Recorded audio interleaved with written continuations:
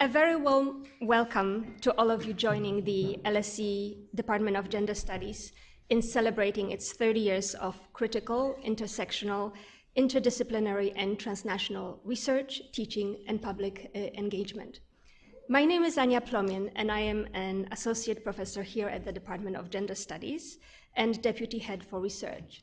It is my really great pleasure to first introduce to you today's event, after which I will introduce to you the LSE President and Vice Chancellor, Larry Kramer, who will give the institutional welcome. LSE Gender Studies 30 years and beyond may seem a casual, improvised, or superficial title. It is not. The organizing committee of today's conference, Violet Fox, Sharmila Parmanand, Annie Robinson, SM Rodriguez, and Sadie Waring, together with all departmental colleagues who furnished us with ideas, enthusiasm, and labor, we all understand the power of words.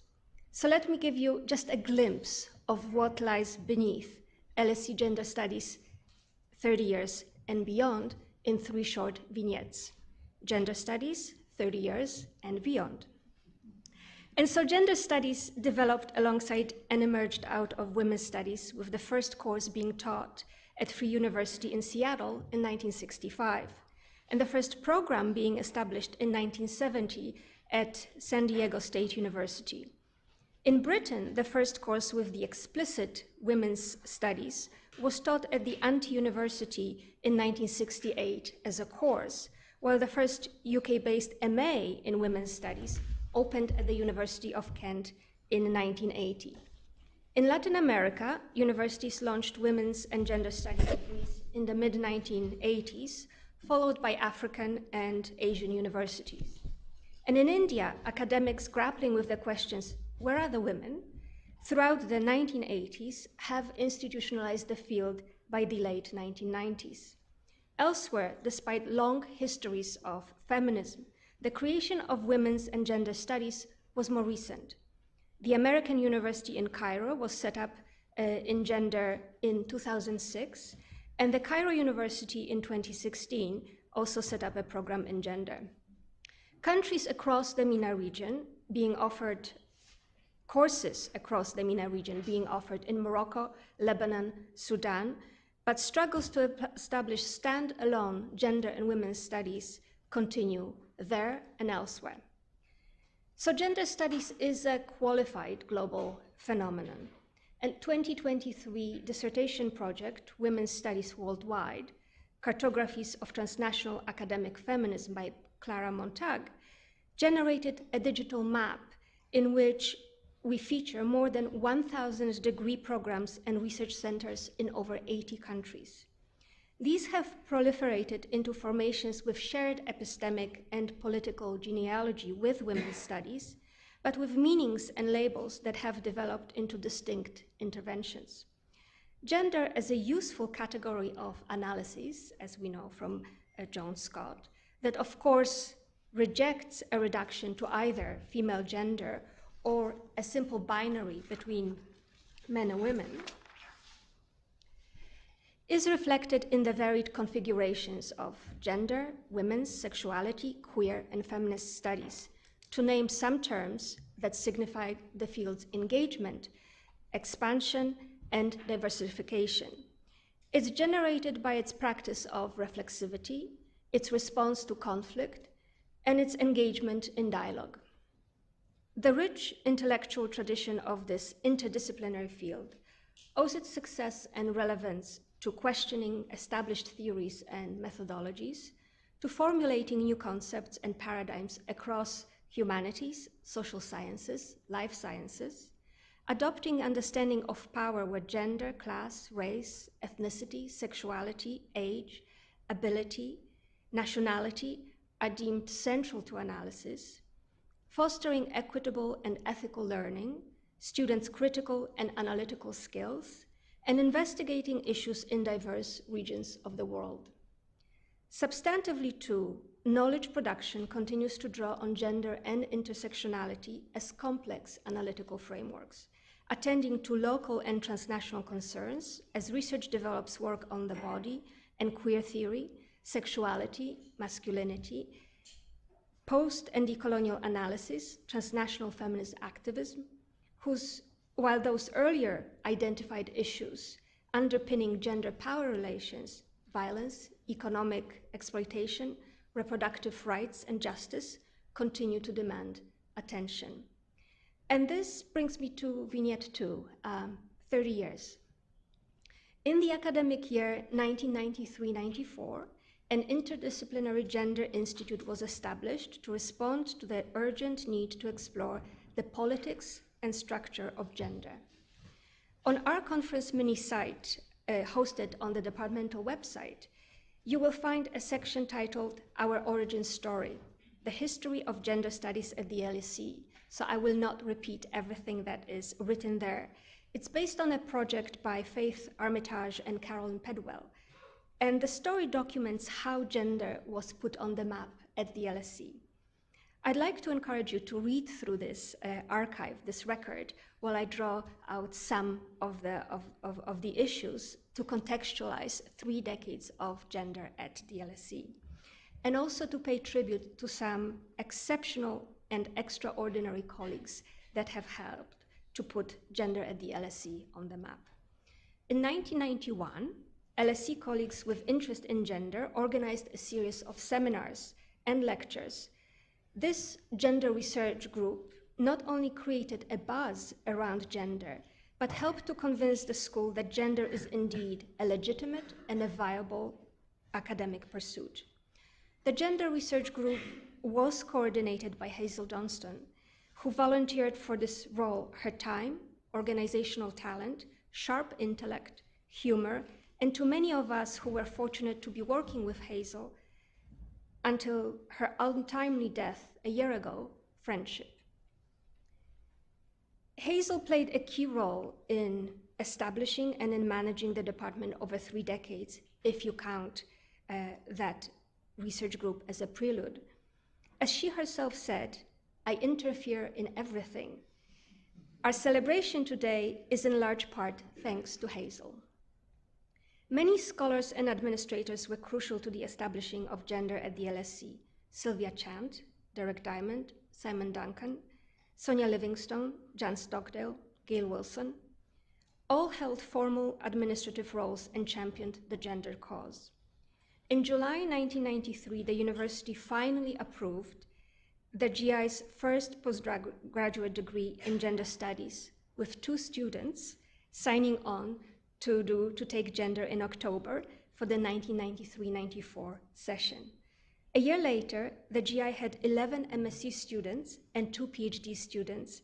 This year, our 30th, we have over 160 MSc students, and thus far we have awarded almost 70 PhDs.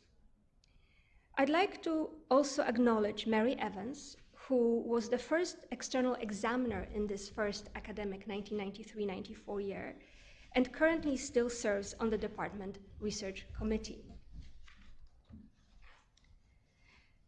Gender has been led by dedicated feminist scholars who took up the demanding roles as directors and as heads of department, several of them twice. Sylvia Walby, Henrietta Moore, Anne Phillips, Diane Parents, Claire Hemmings, Wendy Ziegel, and now Sumi Maddock. Their wisdom, their courage, and care have made it possible for us to grow into a vibrant community of researchers, of students, and of administrators. And so after putting gender on the map, our 20th anniversary asserted the presence of gender, which brings me to the 3rd final section of our title, And Beyond. While there have always been challenges of carving out space for gender studies to thrive, the theoretical and political landscape is not what it was 3 decades ago. The relevance of and interest in gender studies continues despite, or perhaps because of, the extent, the character, and the speed of social change that manifests itself across political, economic, and cultural domains. Deepening inequalities, dispossessions, illiberalism and authoritarianism, conflicts and wars, climate change, these are just some of the most difficult problems facing us. They generate a horrific human toll as well as individual and collective objections to human suffering. On the one hand, they are met with manifestations of gender anxiety. In 2018, the Hungarian government discontinued funding gender studies and removed gender studies from its list of approved master's programs. In 2022, the Wyoming Senate in the US passed a budget that would have eliminated women's and gender studies in the state. This amendment was in the end defeated. Discourses stoking fears in gender as posing a real and imminent danger of societal collapse have circulated from Brazil to Turkey and from Colombia to France.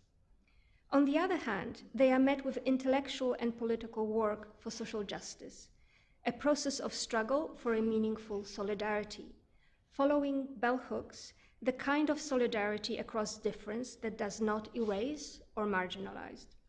Whether through what's been heralded as the new era of the feminist movement in the form of international strikes by Veronica Gago and Marta Malo, a proliferation of academic and activist networks to push against attacks on gender, or institutional reinvention, gender studies move from Budapest to Vienna, for example. Visions of a better world are both formed and practiced. Contributions from our speakers today, and thank you all for coming, play a crucial role in this intellectual and political work, taking up the challenge of making sense of the world and helping us to change it. We will have 4 incredible panels, starting with archives and contemporary gender politics, shortly following this introduction. After a brief coffee break, we will engage with care and reproductive justice. After the lunch break, we will discuss humanitarianism, peace, and security. And the 4th panel will consider issues of identity, sexuality, and rights. After the last panel, we'll hear from our current head of department, Sumi Madok, and conclude with a reception. As you see, we have put some thought into considering the question, what is the future of gender as an organizing logic in social life and as a method of intellectual inquiry? These are vital times for gender studies, and today we both celebrate and reflect on the project that lies beyond. We do so with joy, with pride, but also with humility, curiosity, and determination in equal measures. Thank you for showing up and being with us on this journey.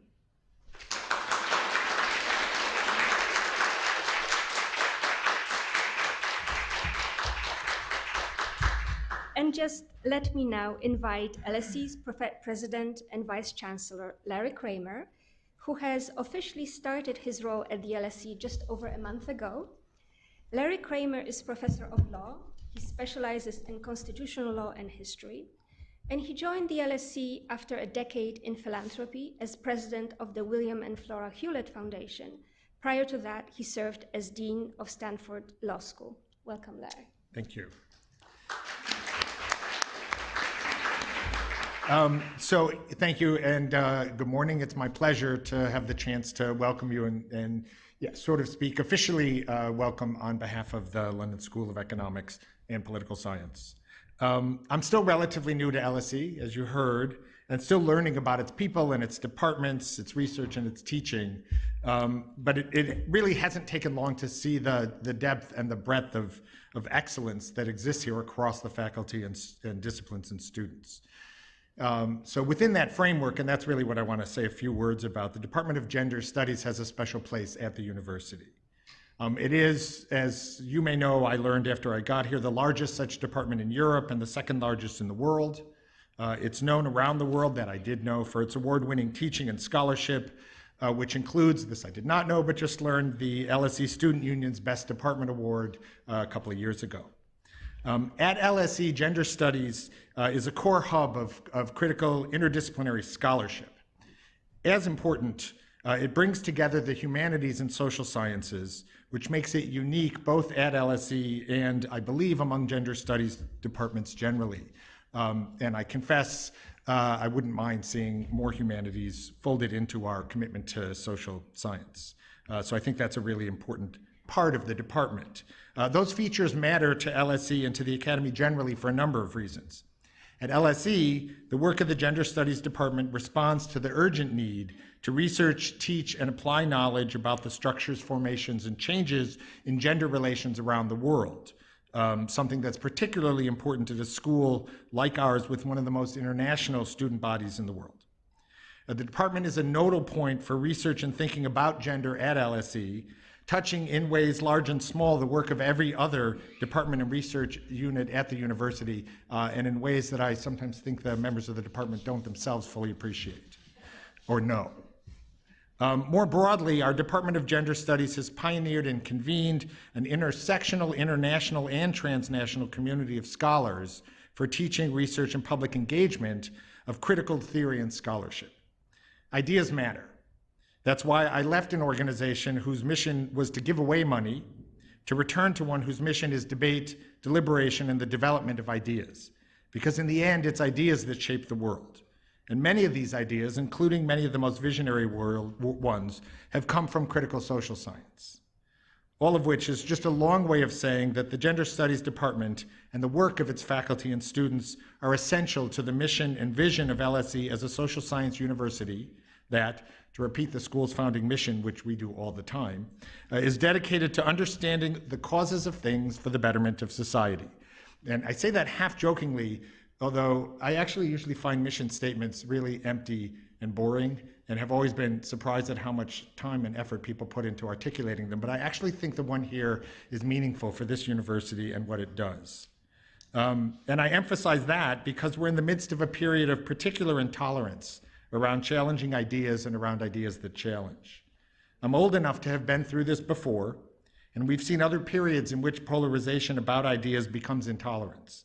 But the present one does feel particularly vicious and bad. That is, to a large extent, a reflection of what's happening in the larger society, because while universities can and should be unique places for the development and interchange of ideas, we're still part of the world around us and affected by it. But universities also have a unique role in that world and a special responsibility to be and maintain themselves as a place for the free exchange of ideas. Academic freedom is the bedrock on which our institutions rest.